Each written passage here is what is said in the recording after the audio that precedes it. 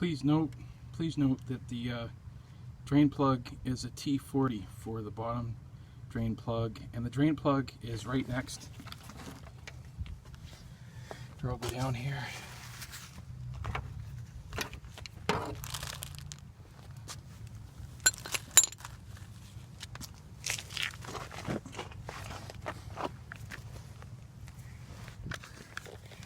The drain plug itself is right next to the flex pipe. See, it's got the recordings here, and it's just draining out right now. So I'm letting that drip out.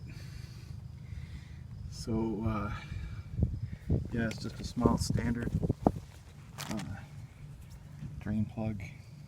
Okay, T40. Signing off.